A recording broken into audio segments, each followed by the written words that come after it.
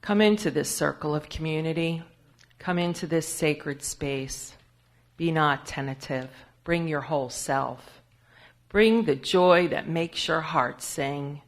Bring your kindness and your compassion. Bring also your sorrow and your pain. Bring your brokenness and your disappointments. Spirit of love and mystery, help us to recognize the spark of the divine that resides within each of us. May we know the joy of wholeness. May we know the joy of being together. His words are from Andrew Pakula. Okie dokie. So, how many of you have been to a birthday party? Excellent. Good thing, right? Do birthday parties usually have cake? Is it yummy? Yes. Yes, we all enjoy cake. And everybody gets to eat some of the cake, right? Yeah, okay, well that's good. It's not just for the birthday boy or girl, right? Yeah, okay. How would you feel if you didn't get to share some of the cake? Anybody? I would feel fine because I don't really eat cake that much. All right. Good to know. I would feel bad too. I like cake. Sorry. All right. How about a piñata? Has anyone been to a party that has a piñata? Yeah, those are fun, right? So, who gets to have the candy when the piñata breaks open? Everybody? That's right. Everybody gets to share some of it. That's pretty awesome, right? Now, do some people sometimes get more candy and some people sometimes get less candy? Yeah. How do you feel when you get more candy? I feel bad for everybody else because they didn't get as much. Oh, that's so nice. Yeah. Do you ever share with somebody who doesn't get as much candy? Yeah. Oh, that's great. That's wonderful. How about you? I don't really share, but I trade. So, like, if somebody wants something and I want it, then they can just give it to me, and I give the thing they want to them. Awesome. That's always good. How about you? You would kind of feel happy because you would get a bunch of candy to eat at home. Yes. When you get a bunch of candy, sometimes you feel really happy. So I'm going to tell you guys a story about some boys and girls in Africa, in South Africa, and I'm going to let you guess what happened, okay? So an anthropologist who was studying the habits and customs of an African tribe found himself surrounded by kids of the tribe, and he decided to play a little game. He managed to get some candy from the nearest town over, and he put it in a decorated basket. A little bit like, say, this basket. Then he called all the children together and suggested that they play a game.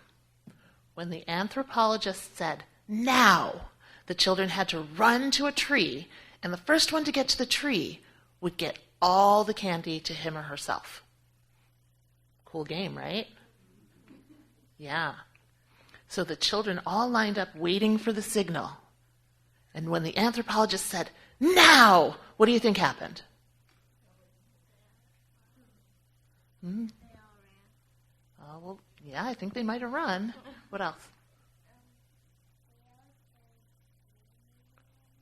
They might have been screaming while they were running, yeah. What else? They might have just took all the candy.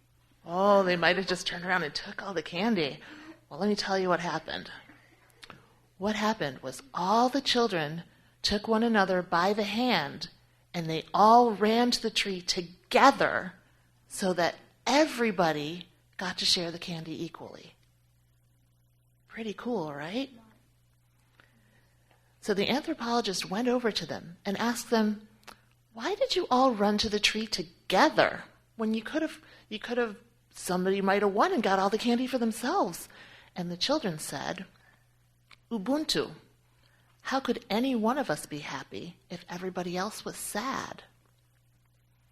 So Ubuntu is a philosophy of African tribes that can be summed up as kind of saying, I am what I am because of who we all are. Well, you get the dum-dums after service, after you've asked your parents if it's okay if you eat candy. All right, so that was the story for today. Thank you so much for sharing.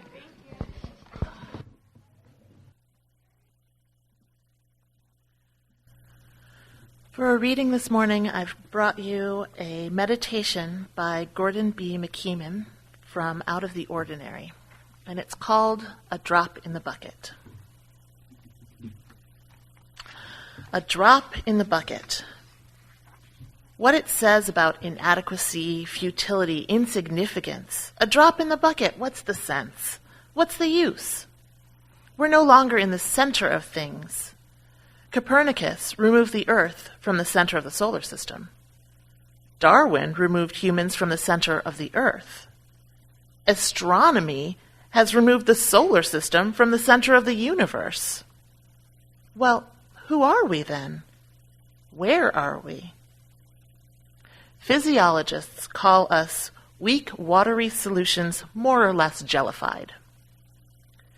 Mark Twain said, "Man is the only animal that blushes, or needs to." Just suppose that we are the merest drops in a bucket. There are unspoken assumptions here.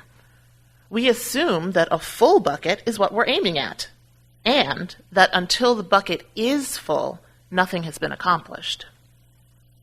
There's never a shortage of buckets. The empty bucket litany is long and tedious. Racism, sexism, ableism, authoritarianism, oppression, injustice, violence, environmental degradation, overpopulation. You feel like a drop in the bucket? Well, who asked you to fill the bucket, especially all alone? Remember how many there are who share your concern. We may feel daunted, but we are not one drop. A sense of isolation is the parent of that drop in the bucket feeling. Sometimes one can decide the size of the bucket. Don't think you can do a large bucket? Try a smaller size. Even imparting a little bit of hope, a pat on the back, a financial contribution, a few hours of volunteer service, every drop helps. It might even be wise to remember why you need to fill this particular bucket, possibly to quench the thirst of someone hard at work on a larger one. Buckets of whatever size are filled a drop at a time, and if you don't help, it'll take even longer. And why is it that our image is always of the first drop in the bucket? Where would we be if everybody gave up putting drops in the bucket? Much worse off. Persistence depends on patience, on keeping at it when there's little to reassure us. It would be too bad to give up, to sit back, to bemoan the sorry state of the world and wonder why somebody somewhere doesn't do something. Anybody but me, thank you. After all, the Grand Canyon was fashioned by drops of water, ordinary as they seem.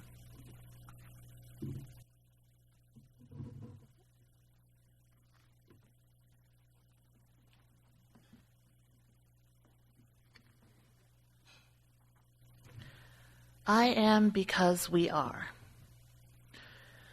So I don't know if any of you have ever heard of Ubuntu before now. Some of you may be thinking, isn't that a computer operating system? The answer is yes. But before it was an open source software, it was an African philosophy. And it does seem like a concept I should have heard before it was an open source software. After all, I've heard of Schadenfreude, that German word roughly translated as taking pleasure in the misery of others. And of the two, I'm pretty sure I prefer Ubuntu, which according to Wikipedia translates as human kindness. We can excuse ourselves for not knowing the word Ubuntu by saying, oh, well, it's a whole philosophy, it's not just a single word. But what does it say about us that we're taught about philosophies from China, philosophies from Japan, philosophies from Greece, not philosophies from Africa. When I was searching for children's stories this morning, one of the books I was looking through was a book of fairy tales that were about cats. And it listed the country of origin for each of the stories, Finland, Norway, Turkey, Vietnam. And the stories that came from Africa, they were listed as Africa. Now, we all know Africa is actually a continent. It's not a country. And if you include all the island nations off its coast, it's actually 54 countries. Not only that, but there are many, many languages spoken in the different African countries. Wikipedia cites different numbers, which depend on how one separates different languages. But the count ranges from about 1,200 to about 3,000. So when I hear Ubuntu, it's an African term. That doesn't say much about its origin. One gets a little closer when Ubuntu is described as a Bantu term. But Bantu is not just one language. It's a group of languages, kind of like French, Spanish, Italian, Portuguese are all Romance languages. And Bantu languages are found, pretend I'm Africa here. So Bantu languages are found from about here all the way down to about there at the tip of Africa. There are about 535 of them. And if we think of language and the way it shapes culture, the sheer number of languages across the African continent make it hard to deal rationally with the diversity of peoples. It's difficult for me coming from the United States, where we're alarmed if we encounter anyone who doesn't speak English, to comprehend how multicultural and how multilingual the African continent is. It is very common for people to speak 5, 6 languages by the time they're in elementary school. This reminds me of my friend Kate, who's from England and couldn't comprehend the size of the U.S. On her first visit, she was visiting her cousin, and she wanted to take a day trip to California. It's perfectly reasonable. She's from the south of England. She can get all the way up to the North Scottish border in just a couple of hours. Why not go to California for the day? Well, anyhow, Ubuntu comes from the Nguni languages of, I'm going to butcher this badly, it starts with a click, Xhosa and Zulu, which are both spoken in the southeast of present-day South Africa. Most of what I know about Ubuntu is a product of 2 South African peace workers, Nelson Mandela and Archbishop Desmond Tutu. And I'd like to share with you a little bit about what Nelson Mandela said when he was asked about Ubuntu. He said, "In the old days, when we were young, a traveler through a country would stop at a village. He didn't have to ask for food or water. Once he stops, people just give him food. They entertain him. That's one aspect of Ubuntu." I read that Dr. Livingstone, Dr. Livingstone, I presume, of that fame, he was able to make his way through the entire African continent because of Ubuntu. Because there was, and because there still is, a cultural imperative to treat the traveler, to treat this foreigner, the stranger, with humanity and with welcome. How different is that from the savage cannibals with the big cooking pot that were portrayed by Bugs Bunny? It makes me reconsider what I grew up knowing about Africa. I grew up thinking that everyone in Africa was poor. I grew up thinking that Africa was backward. Even today, Trevor Noah, the South African host of Comedy Central's Daily Show, he tells jokes about people in the U.S. thinking Africans live in mud huts and have never heard of this miraculous technology called a cell phone. I grew up thinking that Africa was full of people whose base culture was xenophobic and hostile, but Ubuntu shatters that for me. When I was reading about Nelson Mandela, I found that he and I had something in common. Just one thing, not much. We both lost our fathers at the age of 9. But Mandela's father was a Xhosa chieftain. By virtue of his father's position, Mandela was taken in by the regent of the Thembu people, whose name was Jongintaba Dalyindebo. And this is how governing worked in that tribe. So tribal meetings of the Thembu people were held at the Great Place, and they weren't on a set schedule. They just occurred whenever there was a need to come together. Sometimes it was a drought, or there was something to do with the cattle, or new legislation by the Afrikaner government. And all Thembus were free to attend these meetings. Many came from far away just to speak their opinion. And all men, unfortunately it was just men, they were still a little backward about women. All men were, from farmers to warriors, were allowed to speak without interruption at the council. The regent would begin the meeting by welcoming everyone and describing the issue at hand, and he would not speak again until the very end of the meeting, which could last for many hours, since everybody had a chance to speak. Some people would criticize the regent, some people would have candor, would be happy, sad, any way that you would speak when every member of the community is your brother or your sister. The regent would sit quietly and listen, and at the end of the meeting, the regent would summarize what had been said and offer the framework of a consensus to the gathered people. And if no consensus could be agreed upon, they would make another meeting. So Mandela describes this as democracy in its purest form. Democracy meant that all men were to be heard, and a decision was taken together as a people. Now, I wanted to include that excerpt because it sounds to me a lot like our fifth principle, the right of conscience and the use of democratic process within our congregations and within society at large. I mean, you've been to church meetings. How much does that resemble our method of governance, where we believe that everyone has the right to be heard and every decision is made together, even changing a light bulb? Now, even though Ubuntu is specifically communal, these communal practices, like hearing each individual speak, result in maintaining the worth and dignity of each person. And when you think about it, the concept of inherent worth and dignity presumes relationship. You can't recognize anyone as an individual. You can't hear their story, hear their own words, without being in relationship with them. Individualism is built into the American culture. We live in our separate houses with our tiny families, just parents and children. This is very different from the way Mandela grew up. You heard in that excerpt about everyone being brother and sister. Mandela expanded upon that in another interview. He explains that in African culture, the sons and daughters of one's aunts and uncles are considered brothers and sisters, not cousins. My mother's sister is my mother. My uncle's son is my brother. My brother's child is my son, my daughter. Here, we define exactly how close and how far we are from one another. We define different degrees of closeness, not just nephew, cousin, aunt, niece, uncle, but third cousin twice removed, great uncle, great granduncle.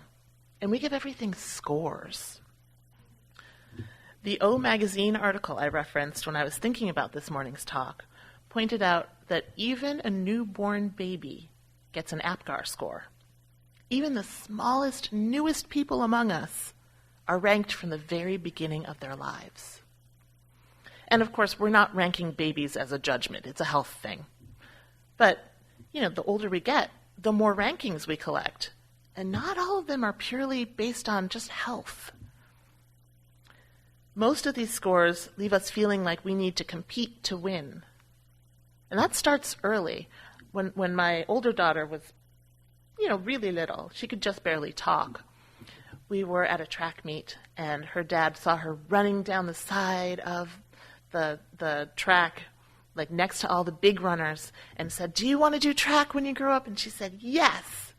And then he said, "What do you want to do? Do you want to do distance or do you want to sprint?" And she said, "I want to run fast and win." This big.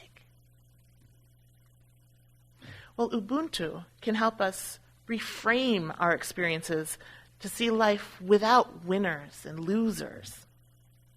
The O article I mentioned was about reframing envy. Envy's story says, I have to be just like insert name of celebrity here in order to be a good person. So in my case, I have to be just like Angelina Jolie, except before she broke up her marriage. But Ubuntu's story says, there's only one me, and I should be the best me I can be. Envy's story says, if someone else has good fortune, there won't be enough left over for me. But Ubuntu's story says, human well-being is not a zero-sum game. Wanting the best for each other creates a feeling of abundance and possibility. I play the lottery. However, I don't feel that I deserve to win, because of course you need to be deserving to win the lottery. I feel like if I win, I'll be taking money from someone else who needs it more, or wants it more, or would use it better. And then there are those lotteries that you don't get to enter, but that life just hands you. I have a friend who lost her husband and her mother within a couple of weeks of one another. She lost a lottery. And not just one lottery. Her husband was among only 20% or so of people who do not survive the specific type of heart blockage he had. And her mother was one of very few who have a resurgence of that particular type of breast cancer after 5 years of remission. So even though I play the lottery, and even though I think about how I would use that money if I won, I don't know that I would really want to win the lottery. Just like those children racing toward the basket of candy, I don't know if I want to be so lucky when other people are so unlucky. And honestly, I already am. We live in the United States. It's the richest and most powerful nation in the world. And where some girls around the world are fighting just to be allowed a middle school education, my mom gave me a college education, just free and clear. I have a house, I have plenty to eat every single day, and there are people in our own communities who can't say that. I live in a really safe neighborhood. I can trust that the police aren't out to get me. I have caring neighbors. The other day there was a car accident on my corner. I may live in a really safe neighborhood, but it's a really dangerous corner, bad sight lines. So I heard, and I knew it was a really bad accident. So I put down my ice cream and I ran for the cell phone, and I called the police. And the police didn't answer because as I ran out on my lawn, across my lawn, to make sure everything was okay, all of my neighbors were out there on their cell phones calling the police, running out across the lawn to make sure everyone was okay. So we had people helping to push the cars out of the intersection. We had off-duty EMTs who had just been driving by who stopped and they got out to make sure everyone was okay. They checked on the passengers. They checked on the driver. By the time the police got there and the ambulance got there, everything was already sorted out. They didn't have that much to do. So yeah, each of our individual actions might have just been a drop in the bucket. But this too is Ubuntu. We're all together in community. When someone needs help, we pull together. We provide that help, and all of our drops together fill up that bucket. In an interview with Dr. Frank Lipman, Bishop Desmond Tutu described Ubuntu this way. He said, Ubuntu is the essence of being a person. It means that we are people through other people. We can't be fully human alone. We are made for interdependence. We are made for family.